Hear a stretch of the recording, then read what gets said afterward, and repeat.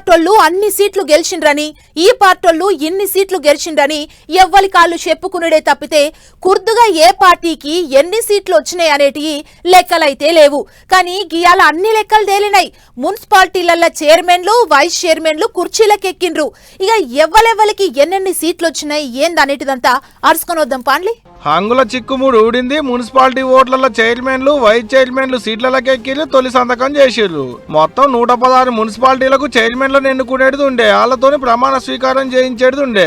అన్ని ఒడిచినాయి ఆడగాని కొన్ని దుక్కుల గడబిడలున్న కాడ ఆపిలాట చైర్మన్ ఎన్నిక. మొత్తం 11 దుక్కులు ఆగిందనేది అధికారులు చెప్పిన మాట. చైర్మన్ సీట్లకు ఎక్కిన దాంట్లో షెయి పార్టీ వాళ్ళే ఎక్కువ మంది. రాష్ట్రం మొత్తంలో 90 95 దుక్కుల షెయి పార్టీ లీడర్లే మున్సిపాలిటీ చైర్మన్లు అయ్యారు అనేది షెయి పార్టీ వాళ్ళు అంటున్న మాట. అత్యధిక శాతం భారీగా నియరింగ్ అబౌట్ నేను అనుకుంటున్నాను 90 నుంచి 95 మధ్యలో మున్సిపాలిటీస్ ఉంటాయని అనుకుంటున్నాను నేను. ఇంత భారీగా అర్బన్ ఓటర్స్ కాంగ్రెస్ పార్టీ విజయం సాధించి రాష్ట్ర చరిత్రలోనే పెద్ద ఎత్తున మొదటిసారి ఇంత పెద్ద విజయాన్ని అందించినటువంటి అర్బన్ ఓటర్ మహాశయులందరికీ కూడా హృదయపూర్వకమైనటువంటి ధన్యవాదాలు. 90కి మీదనే షెయి పార్టీ వాళ్ళకి వస్తే ఓ 11 దుక్కుల్లో లెక్కలే తెలవాయే. అంటే కార్ పార్టీ వాళ్ళకి వచ్చిందేన్ని, అందులో పువ్వు పార్టీ వాళ్ళు పంచుకుందేన్ని. ఏమో తీయలిక లెక్కలన్నీ అటంక తేలుతాయి. మల్లోపాలు చెప్పుకుందాం గాని అంగులొచ్చిన కాడ పొత్తుల రాజకీయాలు మస్తు నడుస్తున్నాయి అబ్బా. పొత్తులు ఎత్తులతోని కుర్చీలకు ఎక్కిన వాళ్ళే బొచ్చడు మంది. మాకు 2020లో 204 నుంచి ఈరోజు 336 దాకా మేము గెలిచినాం. మా ఓటు శాతం కూడా పెరిగింది. అదేవిధంగా మొత్తం 100 వార్డులు కార్పొరేషన్ కావచ్చు, చైర్మన్ కావచ్చు గెలిచినాం. ఇప్పుడు 25+ మున్సిపాలిటీస్లో మేము సింగిల్ లార్జెస్ట్ పార్టీగా కానీ ఒక డిసైడింగ్ ఫ్యాక్టర్గా ఈరోజు మేము అక్కడ ఆవిర్భవించినాం. ఇగిటి జగిత్యాలలో ఇంకో కథ. ఎగిరెగిరి బొక్కబోర్ల పడ్డట్టు అయింది ఇప్పుడు మాజీ మంత్రి జీవన్ రెడ్డి సార్కు. మున్సిపాలిటీ చైర్మన్ పదవి నా వర్గానికే కావాలంటే నా వర్గానికే కావాలని 4 వద్దుల సంది లొల్లి చేస్తే ఆఖరికి ఎమ్మెల్యే సంజయ్ కుమార్ సార్ వర్గానికే చైర్మన్ పదవి ఇచ్చింది షెయి పార్టీ అధిష్టానము. అట్టట్టిస్తారని జనంతా నారాజు అయిందట కూడా పెద్ద మనిషి జీవన్ రెడ్డి సారు. ఇప్పుడు నారాజు అయితే ఏం పాయిది ఉంటుంది తీయలిగా. ఇగిటు చిట్యాలలో మున్సిపాలిటీ చైర్మన్ పదవి ఇస్తారని ముందుగాల చెప్పి పదవి ఇవ్వకుండా వేరేటోళ్ళకి ఇచ్చిలని కారు మీదకించి దూకింది ఈ అక్క. ఏం కాలేదు కాబట్టి సరిపోయింది. అటంక ఏమన్నా అయితే ఏమయ్యేది ఉండే, ఎవరిని అడిగేడుతుండే. గిట్ట గెలిచిన కాడ సంబరాలు, పదవులు వచ్చిన కాడ మురిపాలు, రాని కాడ గిట్ల కొట్లాటలు. గెలిచిన వాళ్ళ సంబరాలు, ఆటలు, పాటలు, డాన్సులు మస్తు జోరున్నాయి. చిట్యాలలో సీఎం సార్ పాటకు జోరు స్టెప్పులు వేసిండు నగలకల్ ఎమ్మెల్యే వేముల వీరేశమన్న. ఏదున్నా షెయి పార్టీ వాళ్ళ జోరు, కారు పార్టీ వాళ్ళ హుషారు, పువ్వు పార్టీ వాళ్ళ బేజారు అన్నట్టు నడిచినాయి ఓట్లు అనుకుంటూ ఇప్పుడు తెలంగాణ పబ్లిక్.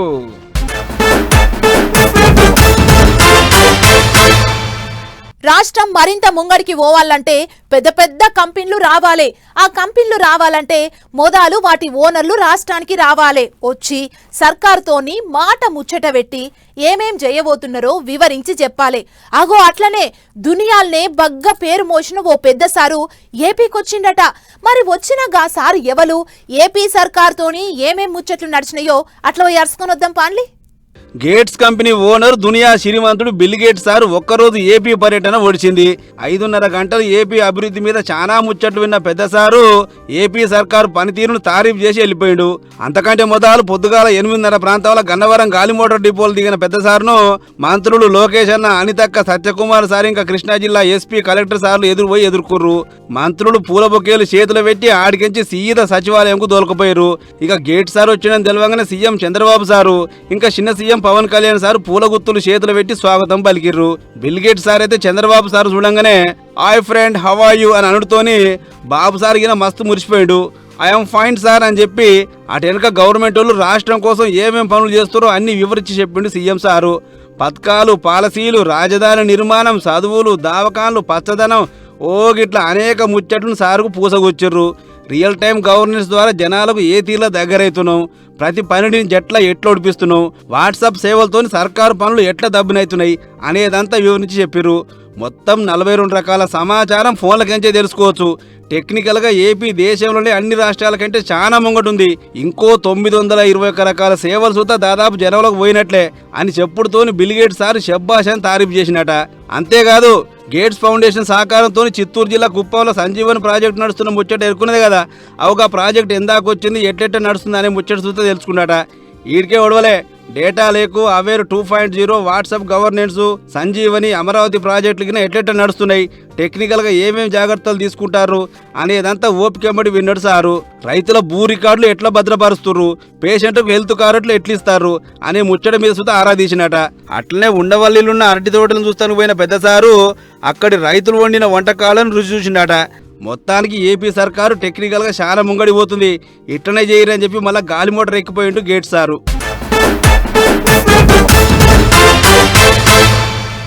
కాంగ్రెస్ పార్టీ ఒక మహాసముద్రం. అందులున్న ప్రతొక్క లీడరు సీనియరే. పెద్ద పదవులు కావాలనుకునేటోళ్లే. ఎవ్వరిని అడిగినా నాకేం తక్కువ, నేనెందుకు సీఎం కావద్దు, నేనెందుకు మంత్రి కావద్దు అనేటోళ్లే. అగో అసొంటోళ్ళు మస్తు మందుండ్రు తెలంగాణ చెయ్యి పార్టీలా. అందుట్లా ముంగటి వరుసలుంటారు మునుగోడు ఎమ్మెల్యే కోమటిరెడ్డి రాజగోపాల్ రెడ్డి సారు. ఎప్పుడేం మాట్లాడతాడో ఆయనకే తెలియదు. కాకుంటే అన్న ఏం మాట్లాడినా మంత్రి పదవి కొరకే అంటుంటారు పబ్లిక్. రాజకీయం అంతా రాజగోపాల్ రెడ్డి సార్ చుట్టే తిరుగుతుంది. రాజన్నను ఇట్లకెంచి ఏ మాట వెళ్ళినా తుఫాన్ లెక్కనే రప్పును ఉరుకుతుంది పబ్లిక్ లకు. మొన్నటికి మొన్ననే మంత్రి పదవి ఇవ్వకుండా సీదా సీఎం సీటుకే సూటి పెడతానని చెప్పానుండేనా, ఇవాళ ఇంకో 20 మాట ఇడిచిండు.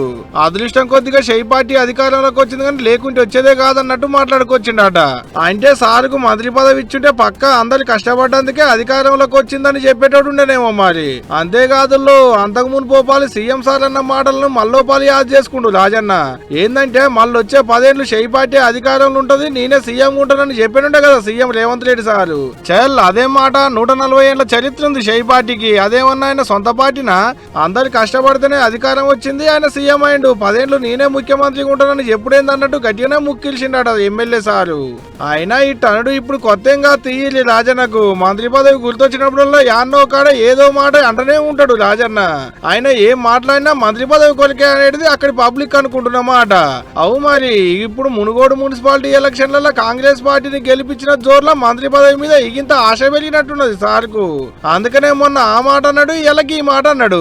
ఓ రోజు పార్టీ వాళ్ళంతా గెలిచినాం అనేటి సంబరం ఉంటే రాజన్న ఆపోచన మాత్రం మంత్రి పదవి మీద ఉన్నది అన్నట్టు. మరి చూడాలే మున్సిపాలిటీ ఓట్లలో మునుగోడులో కాంగ్రెస్ పార్టీని గెలిపించిండనేటి నమ్మకం మీద ఏమన్నా చిన్నదో పొన్నదో మంత్రి పదవి ఏమన్నా గట్టబెడతారో, లేకుంటే మళ్ళా కూడా రాజన్నకు మొండి చెయ్య చూపెడతారో సర్కారు వాళ్ళు అనేటిదిగా.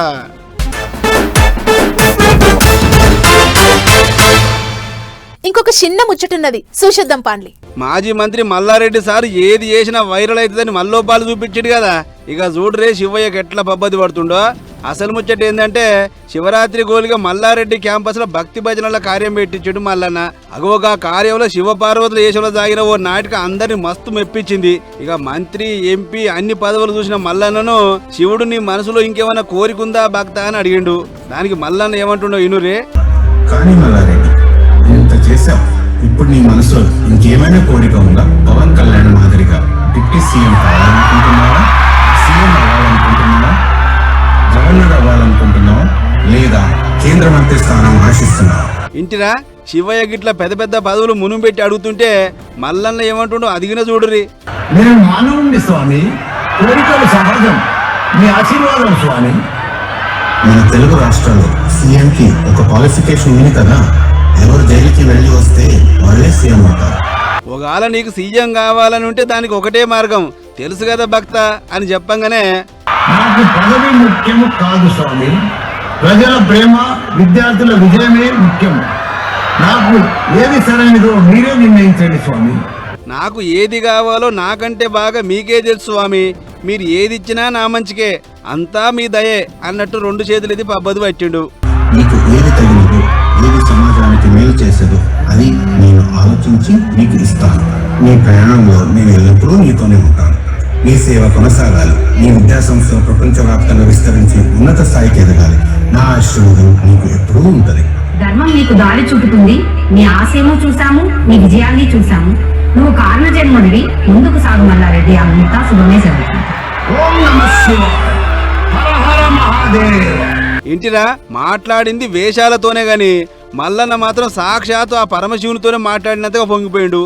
ఏదేమైనా పాలమ్మిన, పూలమ్మిన, దుక్కి దుండినని తన కష్టం మొత్తం ఎంతో గొప్పగా చెప్పుకునే మల్లారెడ్డి సారు శివయ్య దయతోనే ఈ స్థాయిలో ఉన్నా అని చెప్పుకుంటూ చూసి అందరూ మస్తు తారీఫ్ చేసిరాట. మొత్తానికి నా మనసులో ఏం కోరికుందో మీకే తెలుసు దేవా అని దేవునికే పెద్ద పరీక్ష పెట్టేంత పనిచేసే కదా మల్లన్న అని అనుకుంటారు ఈ ముచ్చట చూసిన జనాలు.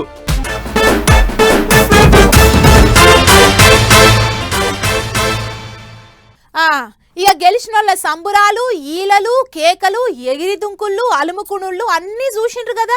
ఇక ఇప్పుడు కుర్చీ దక్కలేదని పంచాదులు పెట్టుకున్నోళ్ళని గిన చూద్దాం. ఎడిటర్ అన్నా వేసుకో, మనోళ్ళంతా తయారున్నారు. మహిబాద్ జిల్లా తొర్రూరు పట్టణంలో లడాయి గట్టిగా అయింది కదా.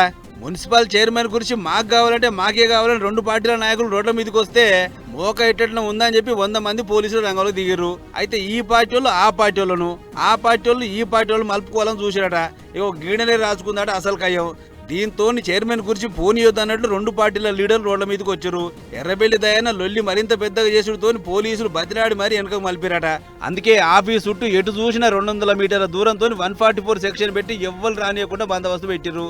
అయినా సరే పంచాయతీ అంతకంతకు పెరిగేటాలకు ఎస్పీ శబరి సార్ రంగంలో దిగి లొల్లిని చల్లగా చేసిండు. ఒక్క ముక్కలు చెప్పాలంటే సోమవారం నాడు తొర్రూరు పట్టణంలో పెద్ద యుద్ధ వాతావరణమే కనబడది. ఇక ఇదిట్లుంటే అటు పరిగి మున్సిపల్ చైర్మన్ ఎన్నికల సుత కొంత రసరస అయింది. 1వ వార్డుకించి స్వతంత్ర అభ్యర్థిగా గెలిచిన అక్కమ్మ అంటామకు వైస్ చైర్మన్ ఇస్తామని బాండ్ పేపర్ రాసిచ్చినాడ ఎమ్మెల్యే. కానీ చైర్మన్ మద్దతు కూడగట్టినాక అక్కమ్మను కాదని ఇంకో ఎవరికో ఇవ్వాలని చూస్తున్నాడు వైస్ చైర్మన్ పదవి. దీంతో బాండ్ పేపర్ రాసిచ్చిన సుత ఆ పేపర్కి ఇరవ లేకుండా పోయింది. గీంత దానికి ఎందుకు రాసిచ్చినట్టు? ఇప్పుడు మా అవసరం తీరిపోయింది కదా, అందుకే రోడ్డున పడేసారు. మాకు న్యాయం జరిగేంత వరకు ఈడికించి లేచే ముచ్చట్లేదని గీతిలో లొల్లి చేస్తున్నారు. రామ్మోహన్ రెడ్డికి ఇచ్చిన వాములు మాకు ఇయ్యడంట ఇస్తాంటేనే చేయలేదు. మేము లేపుడు లేకపోతే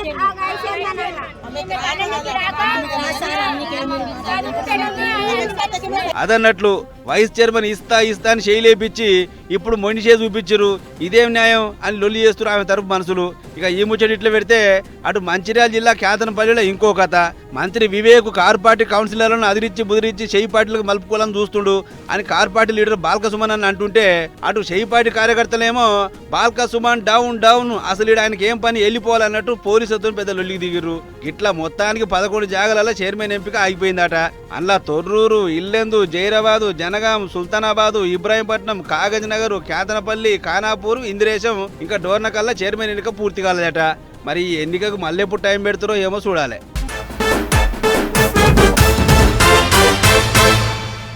పట్నంలా బోనాల పండుగప్పుడు గానీ లేకుంటే ఊళ్ళ పొంటి ఏ దుర్గమ్మ పండుగనో ఏ బొడ్రాయి పండుగకో లైటింగులతోనొచ్చిన దేవుళ్ళ బొమ్మలు పెడతారు ఎరికే కదా.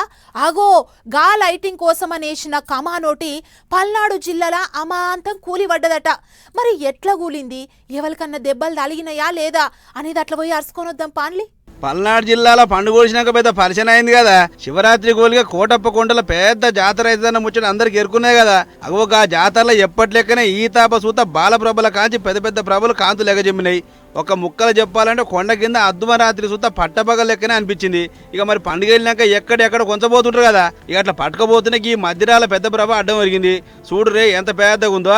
ఇక దీన్ని లేపుతానికి నిర్వాహకులు నానా తిప్పలు పడ్డరు. అయితే చిలకలూరిపేట మండలం మధ్యరాల చెందిన ఈ భారీ ప్రభను మళ్ళీ తెచ్చిన తావును పట్టుకుపోతాను బయలుదేరాట నిర్వాహకులు. ఇంతలా నిధికాడి పోగానే బండి గిర్ర ఓ గుంతలా దిగబడ్డది. సీన్ కట్ చేస్తే ప్రభ గిర్రలతో సాధలు అడ్డం ఒరిగింది. నయం ముచ్చట ఏంటంటే అది అడ్డం పడుతున్న సమయంలో పక్కమ్మడి కానీ వెనకమ్మడి కానీ ఎవ్వరు లేరు. పానగండం తప్పింది. ఐతారం జాతర ఒడిచినాక సోమవారం పొద్దుగాల 9 గంటల సంధి 11 గంటల నడుమనే వీటిని పట్టుకోవాల్సి ఉంటుందట. మరి జాతరలో నిద్రగాసిరో లేకుంటే జాగారం చేసిరో తెలియదు కానీ తాళ్ళు ఉల్లులుగా పట్టుకుంటూ ఈ కథ అయిందంటారు. దానికి తోడు ప్రభ మొత్తం ఇనుప సలాకులతో చేసిందాయే. ఇక అట్లా అటు ఇటు తనలాడి ఓ క్రేణి తెప్పించారట నిర్వాహకులు. అట్లా చాలాసేపు తిప్పలబడి ఓ క్రేణి తెప్పించిన నిర్వాహకులు ప్రభను బండికించి విడదీసి మళ్ళీ ఊళ్ళగా పట్టుకుపోయారట.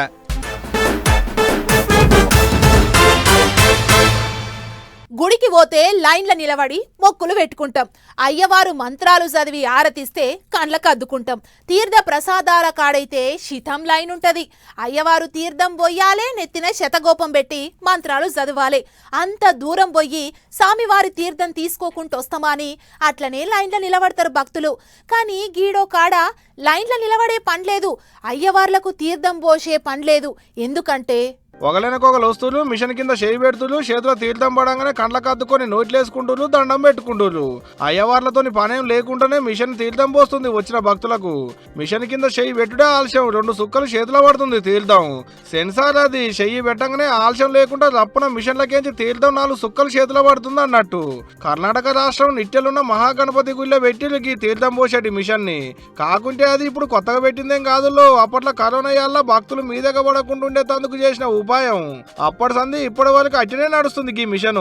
అట్టిప్పుడు శివరాత్రి గోలిగా భక్తులు బగ్గొచ్చేటాళ్లకు మల్లోపాలి వైరల్ అవుతుంది అన్నట్టు ఈ మిషన్. ఇగిట్టయితే తీర్థం కొరకు గంటల కమనం లైన్లో నిలబడే తిప్పలే లేదు. అయ్యవార్ల కాడికి పోయి శతకోపం పెట్టించుకొని దేవునికి దండం పెట్టుకొని వచ్చుడే ఆలస్యం. రప్ప రప్ప తీర్థం పోస్తూనే ఉంటది మిషన్. గంత తీర్థం మిషన్ లోపల ఎక్కడిదంటే అట్లా సెట్టింగ్ చేసిళ్ళు మరి అప్పట్లా.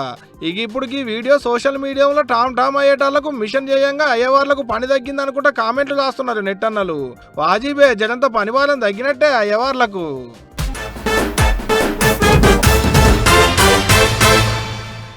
ఆవుకు శ్రీమంతం చేసిండ్రని కుక్కకు బర్త్డే చేసిండ్రని గిసొంటి ఇచ్చంత్రమైన ముచ్చట్లు మన పటాస్ వార్తలల్లో బొచ్చడి చెప్పుకున్నాం, చూపించినాం. ఇగో గిట్లనే గా ఉత్తరప్రదేశ్ రాష్ట్రంలో గలు ఇంకేదో జీవరాశికి పుట్టినరోజు పండుగ చేసిండ్రట. మరిగా జీవేంది, ఎందుకు మన పటాస్ వార్తలకెక్కిందో మీరే చూడుండ్రి. 2 కేకులు ముంగడ పెట్టి జనమంతా ఫోన్లు గొలాంచి ఫోటోల మీద ఫోటోలు గుంజబడితిరి. ఇంతకు బర్త్డే చేసుకుంటే జీవరాశేదుల్లా అని పరిచయం అవుతున్నారులే. ఇక చూడురి, నెత్తి మీద టోపీ పెట్టుకున్న చూడు, గీ మేకదేగా బర్త్డే. పేరు స్వీటీ, కొందరు మోనికా అని సుత పిలుస్తారట. అయితే ఈ ఇచ్చంతరమైన పుట్టినరోజు యూపీ రాష్ట్రం హర్దో జిల్లాలో అయింది. మేకలంటే బగ్గ పాయరం ఉన్న గీ అన్నకు ఓ మేకల మందుందట. అన్న ఓ మేక ఈంత దాని పిల్లని పెంచి పెద్ద చేసి పుట్టినరోజును గీ తీలో చేసిండు. మా గావురాల మేక పిల్లది పుట్టినరోజు దావత్ చేస్తున్నా, జర అందరు రావాలని చెప్పి ఊరందరూ పిలిచి కేక్ కదిరించిండు వాళ్ళ నడుమ. మేకపిల్లకు కొత్త బట్టలు తొడిగి నెత్తుకో టోపికిన పెట్టిండు. హ్యాపీ బర్త్డే మోనికా అని అందరు సపోర్ట్ కొట్టుకుంటా ఫోటోలు తీస్తుంటే మేకపిల్ల సూత సంబురంగా ఫోటోలు పోజులు ఇచ్చింది. అయితే మేకలు అనగానే చాలా మందికి కోసుక తినుడు, ఫ్రై చేసుకున్నాడు ఇదే యాదికొస్తుంది. కానీ మేకపిల్లను చూసిన వాళ్ళకు మూగజీవి మీద పాయరం తప్ప ఇంకేం అనిపించలేదట. మొత్తానికి 200 మందిని ఇంటికి పిలిచి దావతి పెద్ద ఎత్తున చేసుడే కాకుండా అందరికి బంతి పువ్వు పెట్టి తినిపించి తాపించి పంపిండట మేకపిల్ల ఓనరు. మరిగా మేకపిల్ల బర్త్డే దావత్ చేసినంటే ఆ దావతిలో పక్కా ఏటకూర అయితే ఉండి ఉండదు. ఏదేమైనా ఇంట్లో మేకుంటే ఎప్పుడెప్పుడు కోసుకు తిందామని చూసేటోళ్ళే ఎక్కువ. అసొంటిది ఈయనేంది ఇచ్చేతనంగా పుట్టినరోజు చేసే అని కేక్ ముక్క తినుకుంటా అనుకుంటూ పోయిరట. ఈ ముచ్చట చూసిన అక్కడి జనాలు.